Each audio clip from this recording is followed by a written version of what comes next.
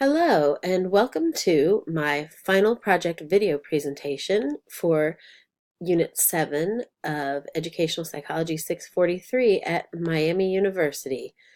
Today I'm going to be telling you about how I designed my final project and some of the things I thought about while I was doing it.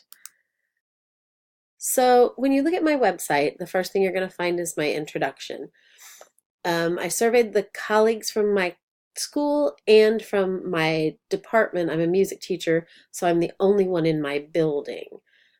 In our district, we have a lot of technology available to us, and a lot of the teachers in my building don't use it very much.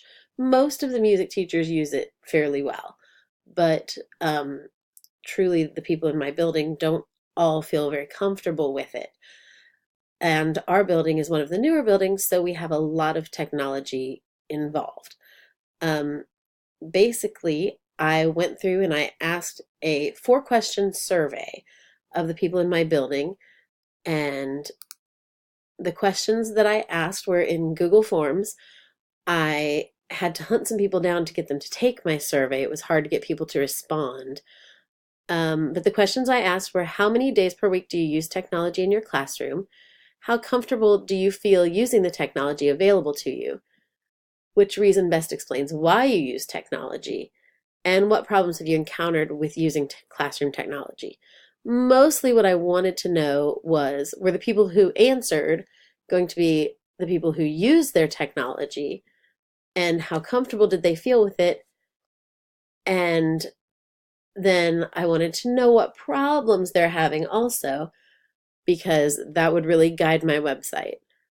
I thought it was important to ask why they use their technology. Are they using it because they think it helps their students, or because they think it helps them with their time management and their interest, maybe? Or is it something they feel pressured to do? So the responses to my survey, I had 22 people respond. 4 of them were music teachers, and the rest of them were teachers from my building. And so most of them use technology a lot of the time because the people who wanted to answer my survey were mostly the ones who try to incorporate the technology. But some of them, I tried to specifically seek out some people who I knew kind of use technology but weren't quite so hot on it. Most of them felt fairly comfortable with the things we had, which was good, but there were still some areas where they were lacking. A couple of the people who responded were not comfortable at all, so I'll have to work with them, I guess, and see what I can do to help them personally, but they will also be able to use my website to help them. Most people wanted to do it because they thought it helped the students, which is good.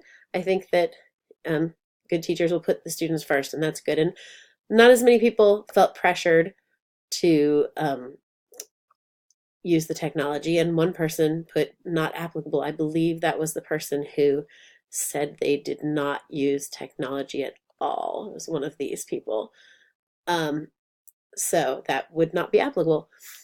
The problems that they've encountered, most people have encountered lack of teacher training, is what this one was, and a lack of technology support.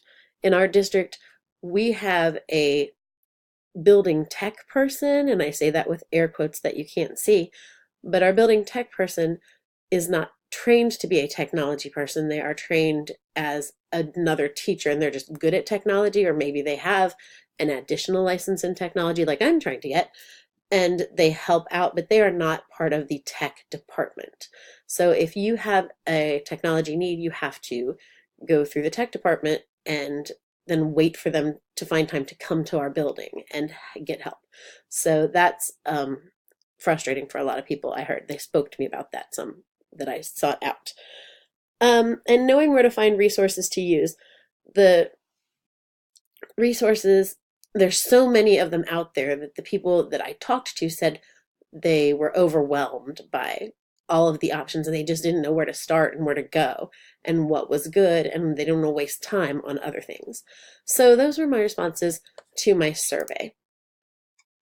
On my website, I have the introduction, which pretty much tells about what I did here with my goals, and I decided to include a process page, which kind of tells what I just talked to you about. And so you can see there, and then here I have, after analyzing the results of my survey, what I determined to be the needs. And I decided that I wanted to help teachers be able to do their own troubleshooting on things. There are a lot of times that I'm not the building tech person in my building, but there are a lot of times that they talk to me about things and ask me for help because I'm knowledgeable. And so I know that that was one of the things that they needed, and I wanted to make sure I included those. And that would also, I figured, alleviate the need for the technical support here. They would need to wait for the tech department to come, and it would free up the tech department to be able to get places faster. So if they could do things on their own, and it would free up some of my time because I end up doing some of that stuff. I also compiled a list of resources that teachers can use when they're implementing their technology. And so those are the things I wanted to do for my site. So the first thing I did was the troubleshooting. And this, I had some things that really made this easier for me and enabled me to do this better because our district periodically sends out different forms and PDF step-by-step things via email of how to do different processes that they get a lot of questions about.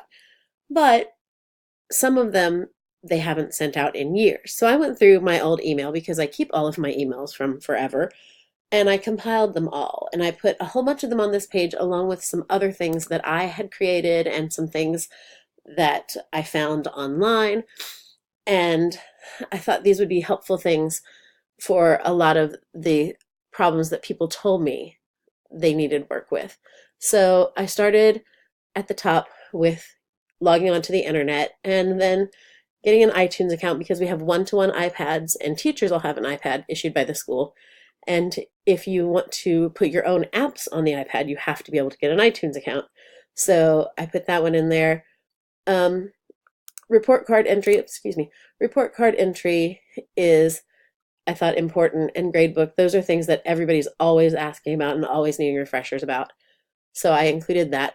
Smart boards are a big piece of our technology, so I wanted to include that because a lot of people get it's actually projector troubleshooting more than anything, because a lot of people get the display mixed up or they hit the wrong button accidentally and then it doesn't work and they need help with that. Other kinds of classroom technology, I created this document to put in my subfolder so that subs could see how to use the technology in my classroom. And the technology in our building is all pretty much the same. So the teachers in my building could use that. And then if they can't find anything else, the help desk will help them out. Now the next page that I created was technology resources. And I put this on here for all teachers because I also have this page specifically for music teachers. Music teachers can also use this one and other teachers can use the other one if they want to, but I wanted to have them a little bit separated.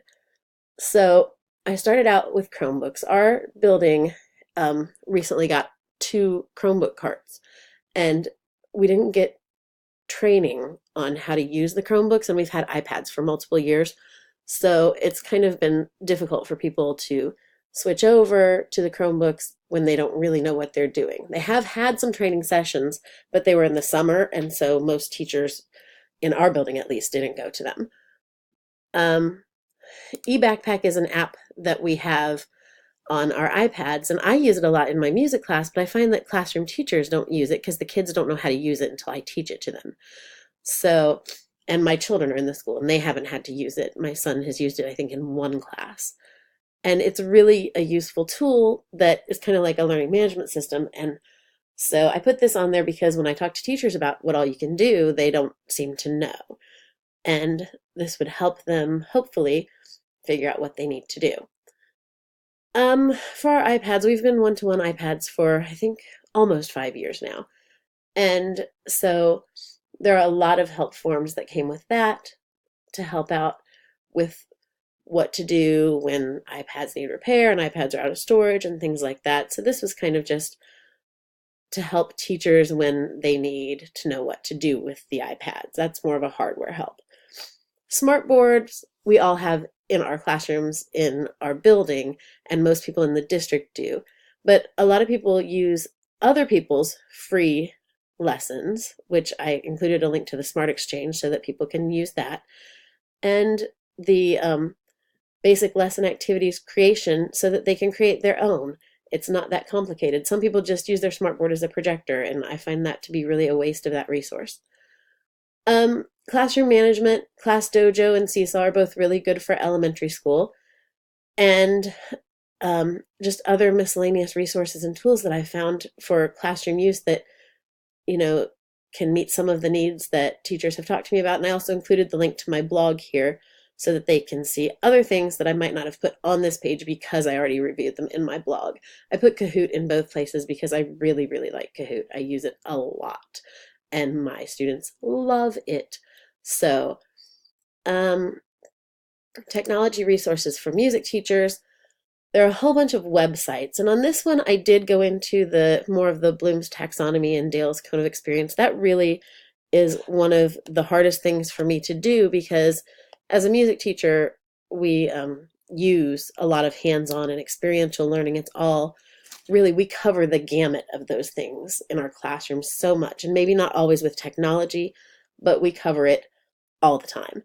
And it's really hard for me to put those in to limit it down. I feel like I have to pick one or two. And so I did it on the music teacher site because it's a hard thing, a challenge for me. And I wanted to try to think more about that, I guess. I use it so much that I don't think about it so much. I didn't put it on the classroom teachers because I'm not a classroom teacher and I don't use things in the same way they would. So there are lots of different games and quizzes and things like that if they're on the web. Articles and blog posts, things for teachers to use more than students, although I did include the link for EduBlogs so that students could possibly create their own site. Well, teachers can create their own site and share it with students. I didn't include it. I didn't put on there that students can use it, but they could. And YouTube, I took BlendSpace and made some BlendSpace collections of YouTube videos that I like to use in my classroom for different things, and just made some collections for other teachers to use. I think that is super, super good resource because that way they're all in one place and you can just go and grab them and you don't have to waste time searching for them during class. Smartboard, Smart Exchange, I put some links to activities I've created to cover different topics in music class, and that's just a few of them. I've created a whole bunch, but I didn't want to put them all in there. They take too much space.